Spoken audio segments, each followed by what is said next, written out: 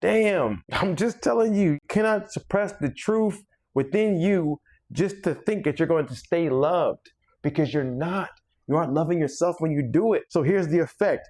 Your relationship becomes this fake, harmonious facade that you're walking around displaying the entire time. And nobody's catching on to this because they can't tell, because they can't feel. They listen to what you say, not what you're actually doing and how you're making them feel. And so now, what is the shift?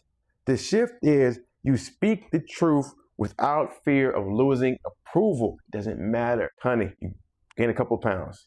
We got to get to the gym. You got to get on the plan, start tracking your progress. What's going on? Is there anything going on? Because I'm just seeing a change in your head. Is there anything going on at home, family? Like, what's going on? Because this ain't going to work out for you. Now your self-care is being affected, or now something's being affected. Hey, you're spending a little bit too much. What's going on? Because it's based upon emotion. So what are you feeling that's causing you to do all this? You're not being disciplined right now. What's going on? You're not asking for more. What's going on? What are you afraid of? Are you afraid of anything? Something's new? Going from one place to the next? Like, what's going on? You let me know and let me see how I can help. You have real intimacy then. And that replaces this surface level piece with the iceberg peeking over the water. You now going down into the deep iceberg that's on the bottom, checking to see how this really works, okay? Here's the pattern that people are missing. In the patterning, most people never see that they think they're choosing a partner for themselves, but you're choosing the person who matches your current mistaken goal. You're choosing the person who matches your current mistaken goal. Whatever chakra is distorted, whatever emotion that you're putting out, you're choosing that person. And how does that work? I'll give you an example.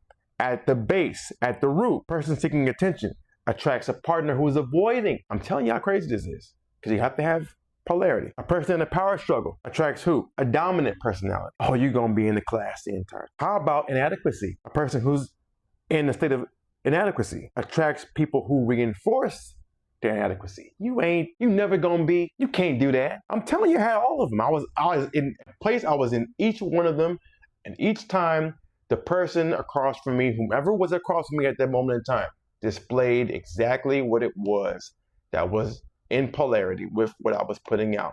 It attracted what I was putting out. Until the pattern is broken inside of you, the relationship continues to repeat externally. So don't think you can jump from one to the next. You're going to bring the same 7 reasons for your next breakup or divorce. You got to change yourself. It's you. Now, here's a real life shift. The real life shift comes from this. You're out of alignment when you chase, when you control, when you react, when you shrink. When your conversations turn into tension, when your attraction begins to fade and it starts to go into patterns, it's just patterns of behavior. That is when you're out of alignment.